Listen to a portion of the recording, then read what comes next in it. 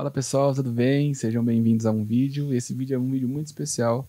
Nós recebemos muitas perguntas a respeito da nossa Igreja da Criança. Para quem não sabe, lá na nossa igreja tem uma igreja só para crianças. Sim. E nesse vídeo aqui tem bastante pergunta aqui que eu vou fazer para a Rafa vai fazer para mim. E a gente vai explicar um pouquinho para vocês como que funciona lá essa parte do ministério infantil, do ministério Kids, né? Então vamos lá, Rafa. Rafa, por que é importante ter uma Igreja da Criança?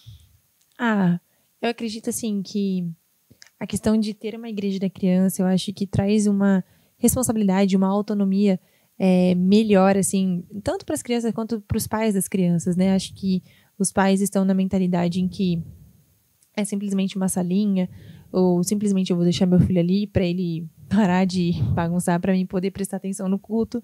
E assim, quando os pais veem essa, não sei se eu poderia dizer uma roupagem nova, uma embalagem diferente, que você está embalando ali o culto infantil de uma forma diferente, acho que os pais também começam a ter essa visão diferente sobre o seu filho, sobre que ele não tá ficando ali na salinha só para não atrapalhar no culto, mas ele tá ali no culto, sim, também buscando por ele e pela família, ele tá né? prestando um culto também, né? Isso.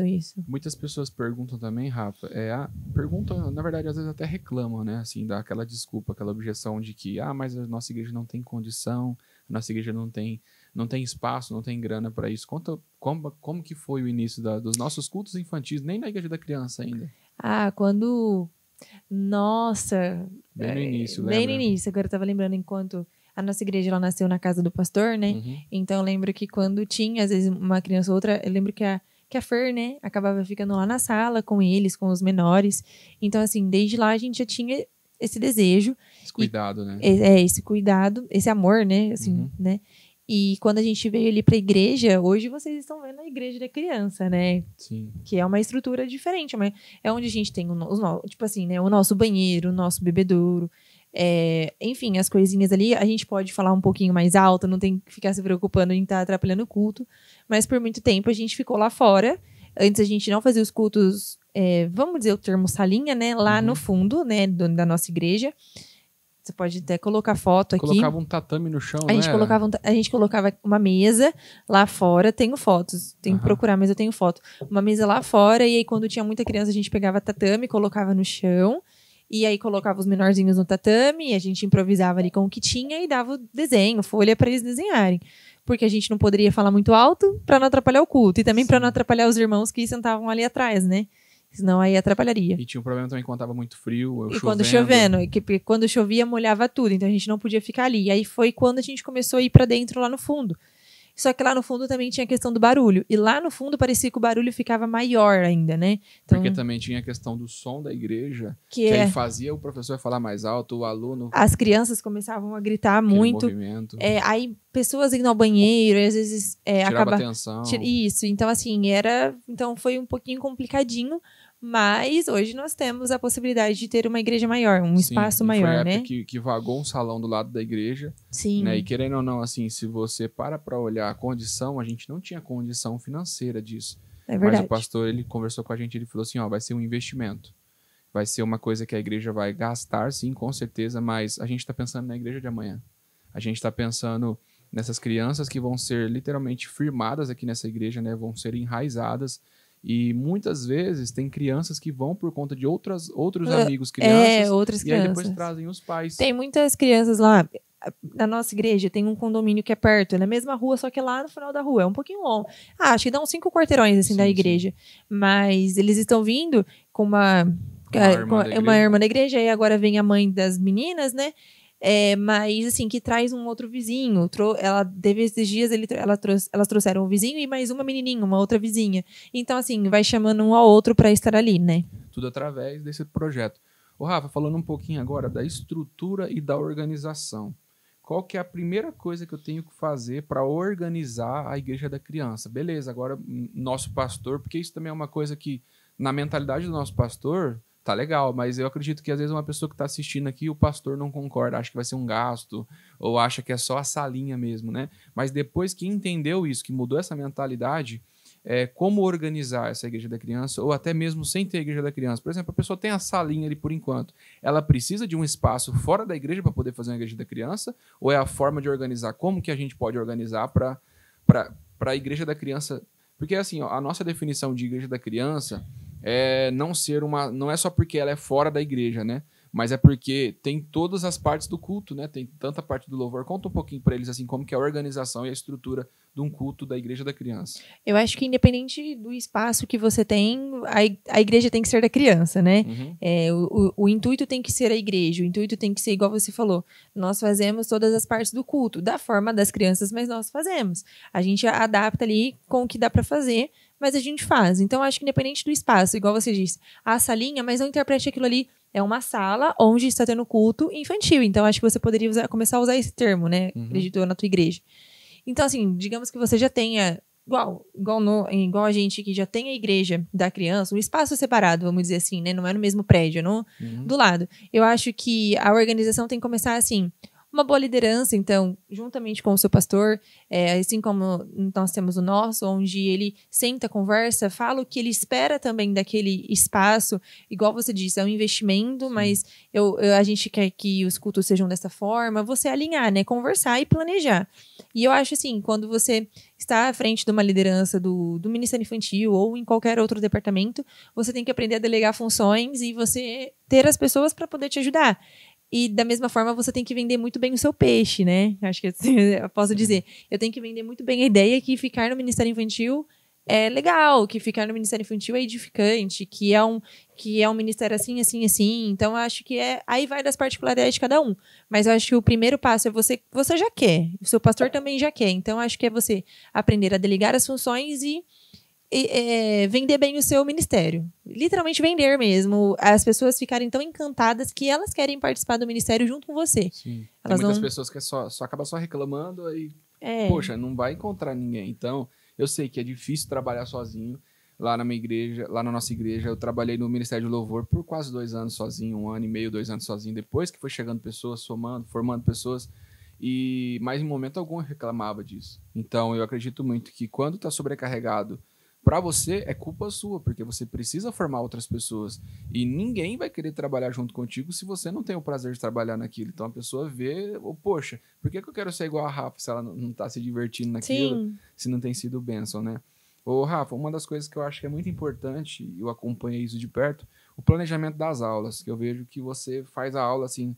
Antigamente a Rafa fazia todas as aulas, os professores literalmente só aplicavam a aula. Hoje ela já deixa os professores para poder aprender tudo isso. Fala um pouquinho sobre como você montava as aulas, explica um pouquinho para o pessoal. O ano passado, né, eu fazia todas as aulas. Então, assim, eu continuo fazendo as aulas por temas, na verdade, mas vou explicar, do ano passado.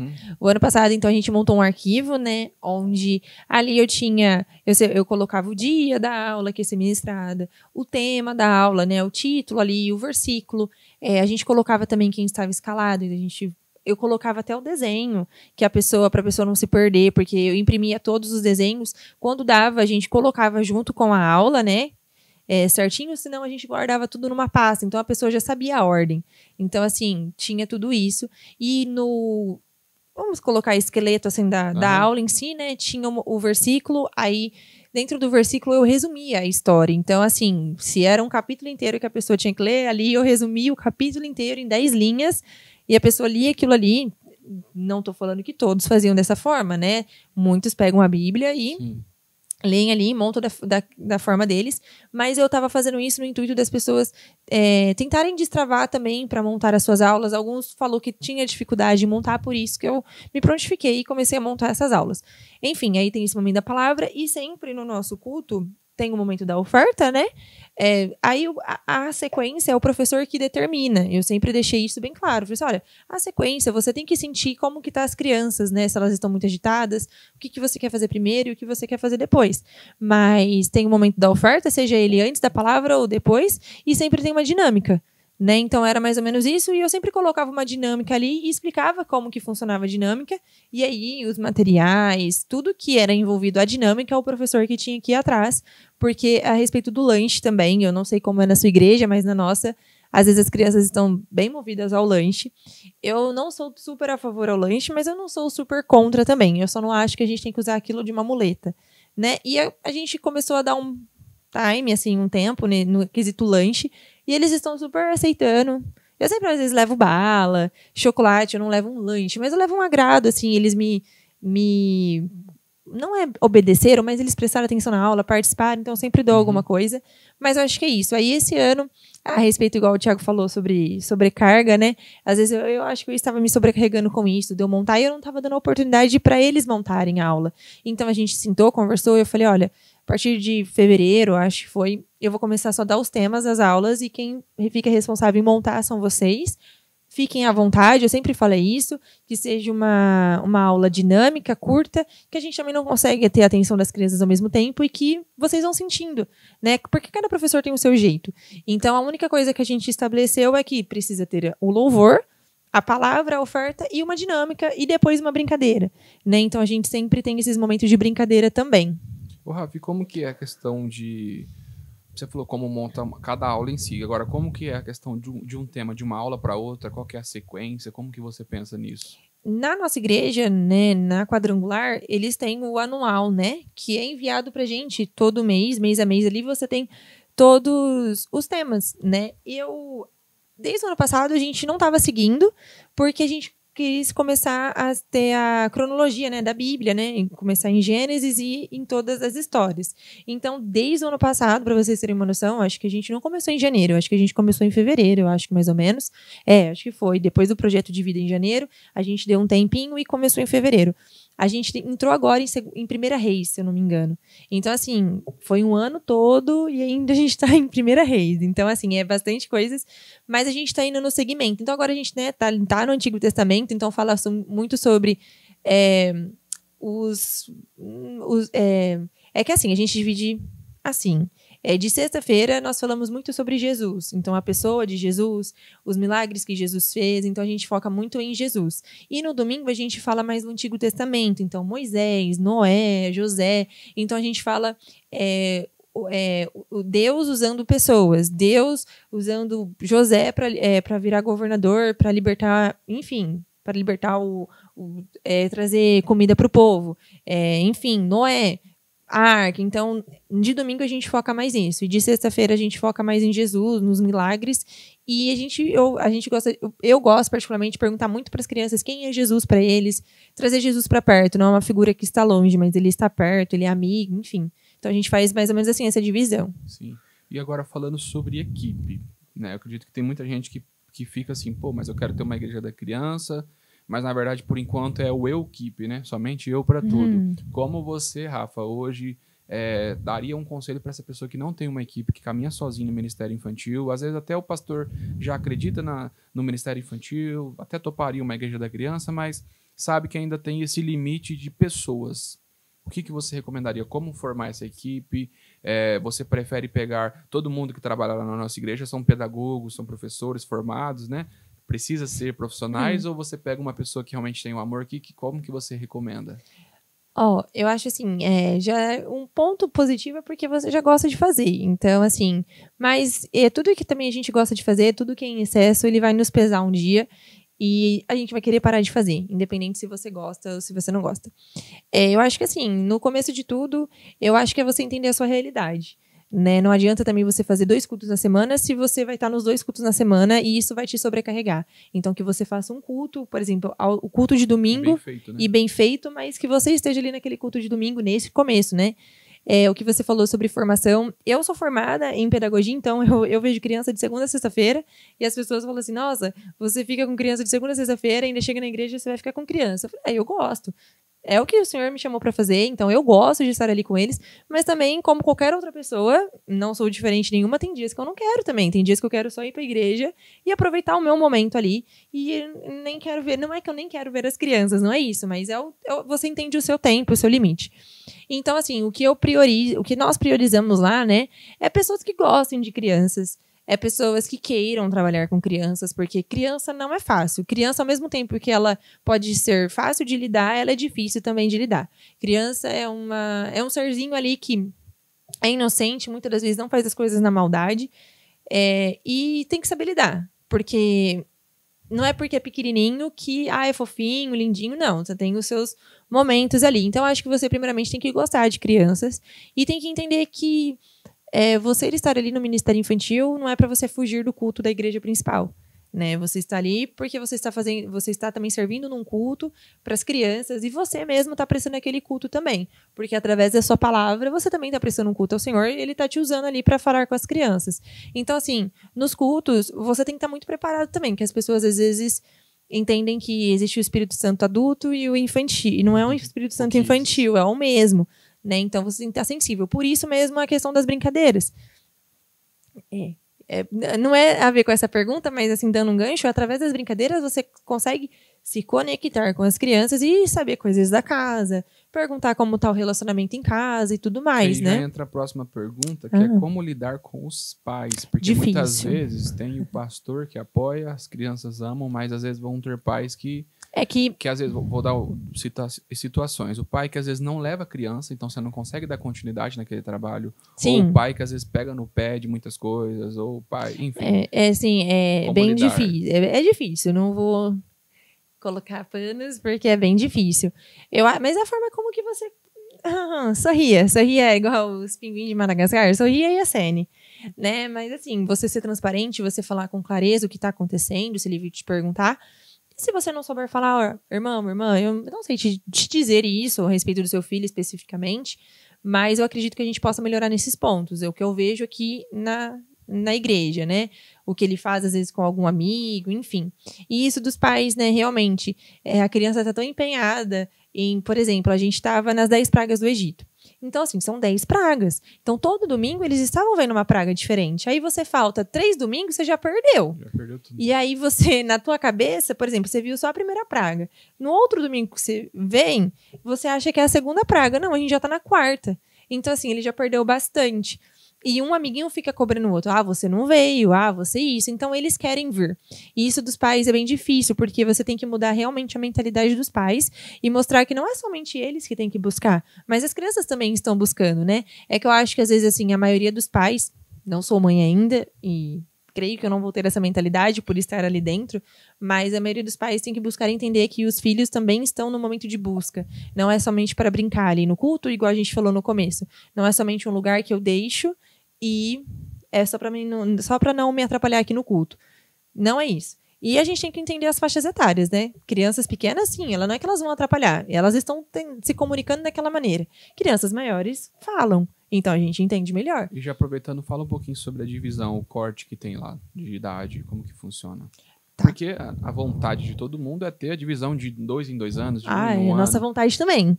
Aí a gente ainda não consegue. E por incrível que pareça, a gente só tem a igreja principal, uma salinha no fundo, que acaba sendo a sala do pastor, que hoje em dia já nem dá pra fazer mais o culto infantil, porque ela tem geladeira. Tem tudo, tem armário.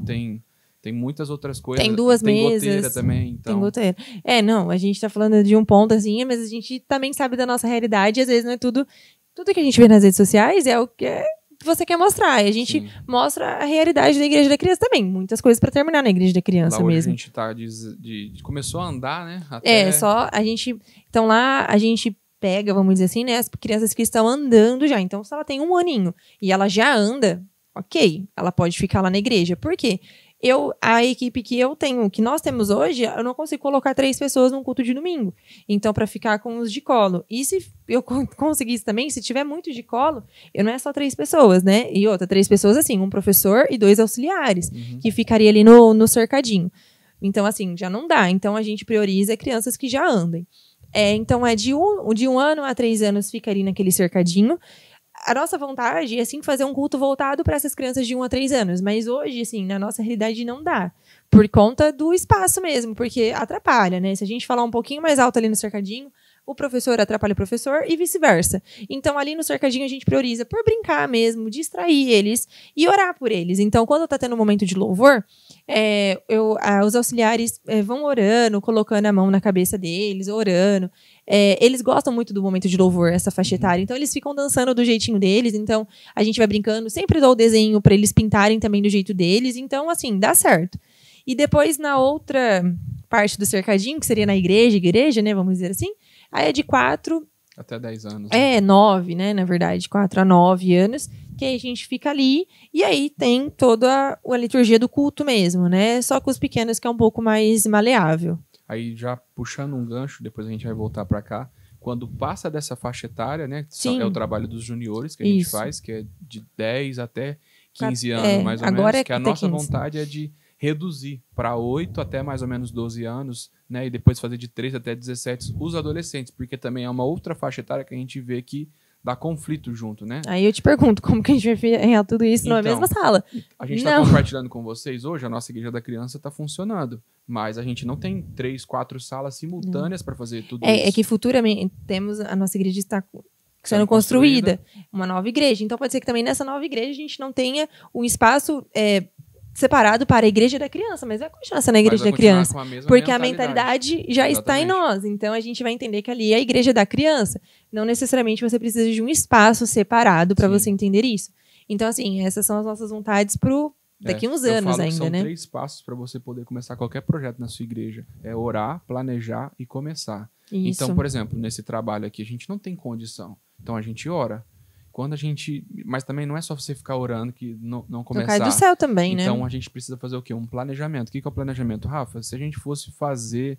Será que não dá pra gente fazer isso, fazer aquilo? Por exemplo, a gente divide, às vezes, a igreja da criança com os juniores. Então, uma sexta-feira no mês, a gente faz o culto dos juniores. E as crianças ficam pra fora. As crianças ficam pra fora no tatame. No tatame, lá na de frente fora, da igreja da criança. Na frente da igreja da criança. De domingo, a gente faz o estudo bíblico na com os frente juniores, da igreja da criança. Na frente da igreja da criança. E aí a gente compartilha muitas coisas ali, os espaços, né? Igual você falou. Então, por exemplo, as cadeiras dos juniores tá na igreja da criança. Então, quando eles vão usar, eles pegam essas cadeiras e já sabem onde colocar. Que é ali na frente da igreja da criança. E vice-versa, até de sexta mesmo. Às vezes a gente fechava um estacionamento também, uma vaga, fazia ali. Mas tá ficando escuro também, né? Tá ficando escuro e também roubaram a luz. Então, assim, vão acontecendo os desafios, mas a gente não para de fazer. Então, você ora, você faz um planejamento e você começa. Porque, por exemplo, o trabalho dos juniores fez 1 ano agora que a gente começou o trabalho deles. Começamos lá naquela mesma salinha do pastor. Do Kids bem também. apertado. E aí depois a gente já foi para 2 vagas. 7 juniores. 5, 6 juniores. Isso, verdade. Depois a gente já foi lá para fora com 20, 18. 25, chegou a bater. E aí depois disso alguns foram fazendo aniversário e foi indo para os jovens, né? Porque lá a gente não tem, por enquanto, adolescentes. É uma outra vontade que a gente tem. Então, tudo é uma questão de orar, planejar e começar. Então, a gente começou o trabalho, era eu e a Rafa somente, né? E aí, depois a gente foi formando outros líderes. O Matheus tá com a gente, a Kétra tá com a gente, somando no projeto. Sim. E eu creio que no muitos... Kids também, eles somam junto com a gente. Né? Nós temos lá... Quantos professores são? Ai. Acho que dá 8. Vai 7. falando que eu vou contando. Tem bastante, mas depois a gente vai contar. Mas assim, só para vocês verem que muitas vezes o projeto ele não tem a estrutura. A gente que cria essa estrutura, vai fazendo acontecer. No momento 5. 5, né? A gente vai vendendo alguma coisa para poder arrecadar recursos e tudo mais. Sim. Então, e uma coisa que eu acho que é muito importante, Rafa, que entra aqui na próxima pergunta, e quando alguém pedir para sair, o que fazer? Quando alguém pedir para sair, o que fazer? Vou pegar o conselho que a Débora te passou. Que isso eu tô levando pra minha vida, que é uma amiga, né? Que quando a pessoa já vem com a decisão pronta pra você, que ela quer sair, amém. Conselho você dá, conselho, decisão você não discute. Isso mesmo, conselho você dá, decisão você não discute. Se ela tem um relacionamento com Deus e se Deus pediu aquilo pra ela, quem sou eu? Nós, né? Quem sou eu? Então eu falo, amém. Eu sempre agradeço, né? Assim, posso dizer que acredito eu que somos líderes que eu escuto bastante. Então, quando tem as reuniões, então eu falo, pessoal, eu quero sugestões do que a gente pode melhorar, do que não tá dando certo pra gente parar de fazer e o que a gente pode começar a fazer. Então, eu sou muito aberta a isso. Assim, todo mundo vai dar suas opiniões, mas assim, você que é líder, a última palavra vai ser a sua ali. A responsabilidade vai ser a sua. A responsabilidade vai ser a sua também, mas eu gosto de escutar e ver ali, levar pro pastor. Eu acho que o muito importante dessa questão de escutar, Rafa, é porque você coloca a pessoa como uma mente de um líder. Poxa, aí ela pensa na ideia, aí a gente, no meio da conversa, mas teria esse detalhe, teria esse desafio. Então a pessoa começa a se posicionar e ver como que o trabalho do líder não é só mandar, mas é fazer primeiro. É puxar a fila, né? Ter essa responsabilidade. Sim, e assim, quando a pessoa vem com a decisão pronta pra você, eu quero sair, eu vou sair, amém. Se eu vou discutir, vai ser pior. Então, amém. Se é um processo que ela tem que passar esse processo para depois ela voltar. Se ela quiser voltar, se Deus trazer ela de volta. pro Ministério Kids, né? Que ela não saia da igreja. Esse não é o foco. Sim. Se você insiste pra pessoa ficar e acaba que essa pessoa sai da igreja e perdeu tudo, né? Pelo menos que ela, se for pra sair do ministério por um tempo, amém. E eu sempre agradeço. Então, eu falo muito obrigada por tudo que você fez, pelo seu servir, né? Você serviu muito bem, com excelência. Eu sou grata pela sua vida, qualquer coisa à sua disposição. E é isso, você deixar a pessoa voltar também, né? Eu acho uma coisa bem legal também, que às vezes tem pessoas que começam no Ministério Infantil e depois descobre que gosta mais de junior, de jovem, de adolescente. E tá tudo bem. Eu acho que o bom é que a pessoa se dispôs a fazer no começo já. Ela se dispôs a trabalhar pra entender. E eu ia falar uma coisa, mas eu acabei esquecendo. Se eu lembrar, eu falo. Falando agora, Rafa, sobre os métodos e as técnicas de ensino. Vamos falar aí sobre a sua criatividade, que eu sei que você é muito criativa, que você inventa muita coisa. A Rafa você vê uma tampinha aqui, você fala, do refrigerante. A Rafa, não, isso daqui é um pássaro, é um avião. Gente, quem que é professora, pedagoga, né? De segunda a sexta-feira, vai me entender. Ela cria muito. Gente, lá tem um quarto na nossa casa que é cheio de caixa, cheio de garrafinha, de tampinha, aquela... Rolinho de papel higiênico. Rolinho de papel higiênico, que rolinho de papel higiênico virou um porco, virou um cavalo, virou muita coisa. Ô, Rafa, então como tornar as aulas mais interativas e qual a importância dos recursos visuais? Eu acho que os recursos visuais, eles estão aí para nos ajudar.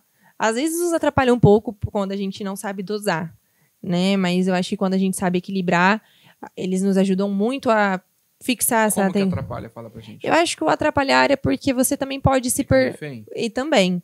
Você pode ficar refém a ele e também você pode se perder com ele, né? Então ele veio ali pra te ajudar, mas às vezes você tá tão assim que ele passa por cima de você. Não sei se você me entende. E as crianças também às vezes abusam, né? Então, mas eu acho que o sentido de você ter uma aula interativa é quando você se prepara bem pra essa aula.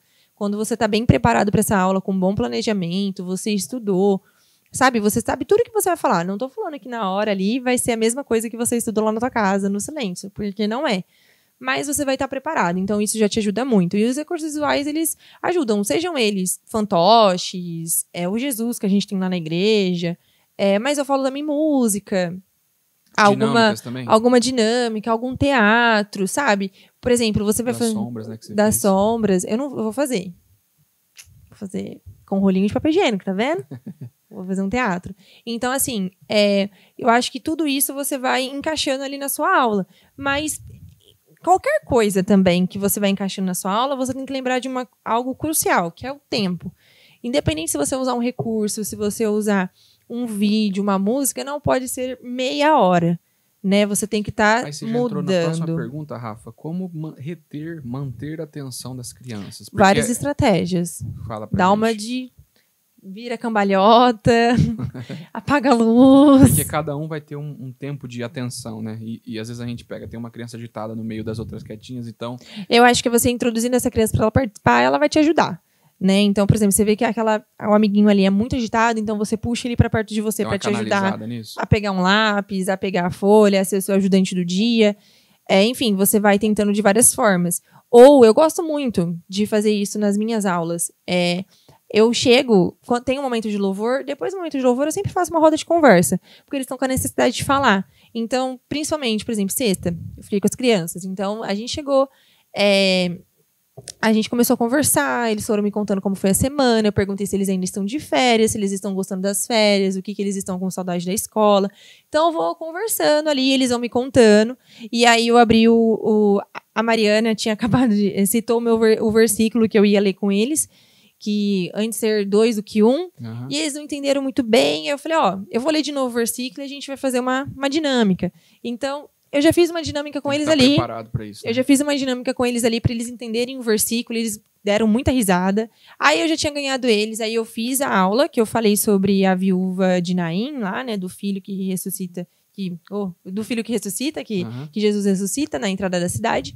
E eles gostaram muito da aula. Eu fiz até a brincadeira. Uma brincadeira não, mas eu fiz a história tipo um teatro. Eles entravam pela porta, uma galerinha sorrindo, a outra chorando. E aí eu fui linkando com a atividade e depois algo que eu não estou mais preparando para eles é desenho para eles pintarem. Eu estou exercendo muito a questão deles desenharem mesmo. Então eu pedi para eles desenharem um milagre que eles aprenderam naquele dia. Eles ficaram desenhando bastante tempo. Eles não gostam de pintar, mas eles gostam de desenhar. Então eu deixei eles desenhando e na hora que a gente foi ver já tinha acabado o culto. Acho que tudo... E lembrando que sempre que eles acabam também, eles podem brincar. A única coisa, assim, às vezes eu não deixo, é brincar no cercadinho. Porque menores, quebra também as coisas, eles são maiores e pode ser que quebre. Mas tem vezes que eu deixo. Tem 2 perguntas, Rafa. Uma eu já vou ir para essa parte que você falou. Como, por exemplo, você preparou uma aula ali imaginando que vai os grandes, aí Só vai chega os pequeno. pequenininhos. Ou você preparou uma aula, uma dinâmicazinha, vamos usar o termo assim, bem infantil, aí só vai os grandes. Como a gente ainda não tem essa divisão, como estar preparado para isso? Com os pequenos, digamos, né? Se for uma faixa etária ali de 1 ano, que a criança ainda não fala, que a criança é bem pequenininha, vamos usar um exemplo, a Sara. Era muito nenezinha. Ela fez 1 ano agora, a Sarinha. Então não tem como eu realmente usar a mesma aula. O que eu posso fazer? Pegar um vídeo, né? Então pega um vídeo, uma historinha ali. Vai ter muitos recursos de bichinho. Então, por exemplo, eu vou falar da Arca de Noé com ela. Mas eu posso colocar no vídeo, que seja outros pequenininhos. Vou colocando musiquinhas, videozinhos. E a gente vai brincando, entendeu? Vai desenhando uma folha. Você pode fazer os bichinhos pra ela. Eu faria dessa forma. Uhum. Se fosse, não só da faixa etária dela, mas às vezes da Emily, da Agatha, que tem 2 ali pra 3 anos. Elas têm 2 pra 3 anos, elas ainda são bem bebês, bem pequenas, né? Então, acho que eu usaria essa estratégia aí. Né? Agora, aí você prepara uma aula só para os pequenos e vem os grandes. Aí você consegue fazer muito mais coisa. Sim. Porque, por exemplo, eu tô com os pequenos hoje, mas não veio nenhum pequeno, e o professor dos grandes não veio hoje, falou que não ia conseguir vir hoje no culto. Eu vou ter que ficar e vou ter que dar minha aula. Pode acontecer isso.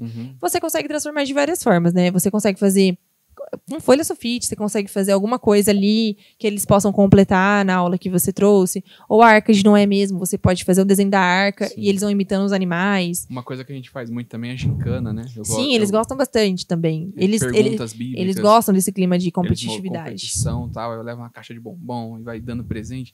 E tem uns que, às vezes, tipo assim, é visitante, fala, pergunta pra mim, eu não sei, mas eu quero. Isso é muito, muito legal, a gente já fez também roda de composição, então a gente quer que eles participem de tudo isso, né? Não quero limitar. E você falou de uma coisa muito legal, Rafa, que tem uma pergunta aqui, como usar a tecnologia durante as aulas, né? Por exemplo, lá na nossa igreja a gente tem a gente tem estrutura de som lá, né? Tem caixa de som, né? Como se fosse uma mesa de som, tem microfones, tem instrumentos, né? Mais para frente a gente quer colocar um projetor, a gente está naquele de orar, planejar e executar. Então tem muitas ideias que a gente vê, tem algumas luzes, iluminações lá também, que isso deixa a igreja com a cara de uma igreja mesmo, de um altar ali, né?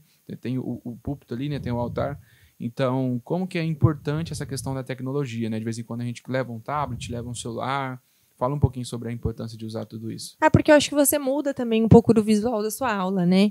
Então, você traz alguma coisa diferente, assim, como um tablet, um vídeo. Enfim, nem necessariamente, às vezes, com o uso da internet, mas algum jogo, né? Alguma brincadeira, mas que você possa usar isso com eles, mas também é você entender que criança enjoa rápido. Então, você também não vai poder usar o tablet toda a aula. Eles não vão querer mais, né? Não é que eles não vão querer mais, fica maçante. Até pra gente, quando você tá na escola ou numa faculdade, você também não quer assistir a mesma aula todos os dias. Sim. Então, e eu acho que tem aquela coisa que criança é sincera, né? Ela que fala quando mesmo. Ela não gosta. E ela sabe muito bem quando você também não preparou nada, você só preparou o vídeo. Por isso que você trouxe um vídeo. E eu acho que é muito legal isso também, de ouvir um feedback de uma criança, porque ela fala a verdade mesmo. Rafa, falando agora sobre a gestão, sobre a inclusão, sobre a equipe, sobre tudo isso. Como dividir o cronograma dos cultos, né? Como dividir as partes. Por exemplo, assim, quando... Porque tem momentos que a gente faz louvor um pouquinho mais curto, tem momentos que a gente deixa. Então, como fazer essa divisão, como ter esse jogo de cintura de na hora, poxa, eu posso estender aqui, vamos reduzir ali. Como fazer esse cronograma? Eu acho que é você conhecer a rotina da sua igreja, né? Da sede ali. Eu falo sede, a igreja sua principal, né? Você sabe, por exemplo, um culto de sexta-feira. O culto de sexta-feira da nossa igreja começa às 20 horas. E eu sei que ele vai durar 1h30 ali até as 21h30, né? Então, eu tenho que ter uma noção que eu posso fazer tanto, 10 minutos de louvor, mais 15 minutos de uma dinâmica, mais 20 minutos, aí digamos que esse tempo todo deu 9 horas. Nossa, mas eu ainda vou ter 30 minutos. E aí você vai vendo. Por exemplo, eu gosto bastante de usar o das 8. Eu não começo muito das vezes a minha aula às 8, porque alguns irmãos chegam um pouquinho atrasado. E isso pode me atrapalhar. Eu começo a minha aula, vai chegando, eles vão perdendo o foco, então eu prefiro esperar uns 15 minutos. Então, por exemplo, se você sabe que na sua igreja, às vezes demora um pouquinho para chegar, mas você sabe que chega, espera um pouquinho para você começar. Às vezes é compensar mais, né? Então, às vezes eu começo 8h10 e aí vou indo. Aí até as 9 eu sei que eu já terminei. E os 30 minutos ali, das 9 às 9h30, eu deixo eles brincarem. Eles querem brincar de jogo da velha, morto-vivo, ou eles querem dançar, eu coloco a música para eles. Ou, às vezes, quando eles pedem muito para ir no cercadinho lá, quando eu vejo que não tem criança pequena também, eu falo, podem ir, podem brincar, só não podem quebrar. Então, assim, eu vou regulando dessa forma. O culto de domingo já é uma rotina um pouquinho diferente, porque são mais crianças. Sexta, a gente tem uma quantidade menor de crianças ali na igreja. Mas domingo, às vezes, a gente tem 16 crianças, né? Então, assim, é bastante. Na nossa realidade, é bastante. Então, por exemplo, a gente começa às 7 o culto, né? Às 19 horas. Então, assim, também tem esse tempo aí de espera, até 7h15. Uma regra que nós colocamos na igreja é que depois das 7h15, crianças maiores, por exemplo, de 5 para cima, se eu não me engano, elas não podem entrar mais na igreja ali da criança. Uma porque ele pode atrapalhar o professor que já deu seguimento à sua aula, e ele vai entrar na metade e ele vai desfocar todo mundo. Crianças menores não, de 1 a 3 anos elas têm o livre acesso, mas os maiorzinhos sim, porque às vezes estava chegando muito, muito atrasado, sabe? E não estava ficando legal. E também se não tem esse compromisso, né? Esse compromisso então isso cedo, vai né? Tratar nos pais o compromisso para os filhos deles serem pontuais no futuro. Então, assim, de domingo a gente faz um pouquinho diferente. O nosso culto também tem 1h30 de duração, só que às vezes o nosso culto de domingo tem 1h45 de duração. É muito tempo com as crianças, né? Eles ficam muito cansados. Então, assim, a gente planeja, por exemplo, quando começa o louvor da principal, aí eu começo o culto no Kids, né? Então, assim, às vezes o louvor começa às 7 horas, a gente começa às 7 horas. Se o louvor começa às 7h02, eu começo o culto 7h02. Porque aí o louvor da principal, ele vai estender mais. Ele vai ser meia hora ali, 35 minutos, né? Às vezes, nesse tempo, se eu começar às 7, a minha aula eu já acabei. Para vocês terem uma noção, porque o louvor a gente faz às vezes 3 músicas e com eles é mais rápido as músicas, não é tanto tempo. Só que aí sempre a gente vai preparando, eu pelo menos, né, falo de mim, mas eu vou preparando sempre brincadeiras, dinâmicas, tem a parte do desenho, então eles vão interagindo muito. Só que assim, eu acho que a questão de você separar é vocês verem realmente a realidade de vocês, a duração do culto e ir dividindo ali. Então, 10 minutos para o louvor, 10 minutos para uma dinâmica, 10 minutos para a palavra, já deu 30 minutos. Ah, eu vou fazer mais uma dinâmica, então 15 minutos. Aí já é 7h45. Nossa, ainda falta 40 minutos para terminar o culto. Aí você vê o que você quer fazer. Você quer deixar eles com tempo livre? Aí você tem que ir coordenando, né? Sim. Falando um pouquinho das redes sociais, Rafa, qual a importância das redes sociais para um ministério, Ministério Infantil, Ministério da Criança? Eu já vou falar um benefício aqui, que até os pais vê o trabalho. Porque Sim. muitos, a Igreja da Criança, que bonitinho, que legal, tal, mas não imaginavam a qualidade, a excelência e a seriedade que a gente leva nesse trabalho da criança, né, da Igreja da Criança. Mas fala um pouquinho sobre a importância, Rafa, de divulgar nas redes sociais para o Ministério Infantil. Para vocês terem noção, lá na nossa igreja tem Instagram para tudo, né? Tem. Eu confesso que eu não estou muito ativa, mas vou começar a ficar no Instagram da Igreja da Criança, mas eu acredito que, assim, todas as suas redes sociais, você tem que divulgar aquilo que você está fazendo, né? Você tem que... e você que está indo numa igreja, participa de um local, uma comunhão ali, um local, né? Você quer divulgar aquilo que você está vivendo, você quer que outras pessoas vivam aquilo. Então, acho que principalmente pais que veem o Instagram da Igreja da Criança, que já tem os filhos na Igreja da Criança, é mais fácil eles convidarem outros pais que têm a Igreja da Criança. Porque, com certeza, eles devem falar assim, ó, leva seu filho lá, ó, tem um lugar que eles podem ficar lá na hora do culto. Ele não vai te atrapalhar. Não, e eles levam para você se ele chorar, e isso e aquilo. Então, assim, é uma forma deles venderem também o nosso ministério. E, assim, eu acho que, enfim, todas as áreas... É engraçado também que, às vezes, do lado da Igreja da Criança tem um lanche ali, tem um eles acham que é parte do crepe. E o pessoal acha que, que legal, vou levar. E aí muitos acabam conhecendo a igreja principal por conta disso. Sim. Muita gente passa em frente e fala, o que é isso aí, né? Tal, ainda mais que a gente colocou o pano agora, então ficou com cara fez... de igreja mesmo agora, né? Antes já tinha a fachada, mas agora acho que com o pano deu uma valorizada maior, né? No ambiente ali. Então é isso. Espero que vocês tenham curtido aí podcast que a gente está fazendo aqui, compartilhando com vocês aí tudo sobre a Igreja da Criança, sobre o Ministério Infantil, e pode ser que muitas coisas vão mudar no meio desse caminho, mas esse primeiro episódio aí do Ministério Infantil, né, acredito que agregou com muita gente. Então, comenta aí se tem alguma dúvida, se você tem alguma sugestão, algum elogio, se tem alguma dificuldade, que a gente pode estar trazendo um vídeo especificamente sobre a sua dúvida aí. E é isso, né, Rafa? Se inscreve aí, manda para pelo menos mais um, compartilha no grupo da igreja. Nos sigam nas redes sociais. Manda pro pastor. O pastor fala, pastor, vamos fazer um projeto desse. Uma igreja da criança. Pensou que top? É isso aí, tamo junto. Deus Tchau. abençoe. Até a próxima.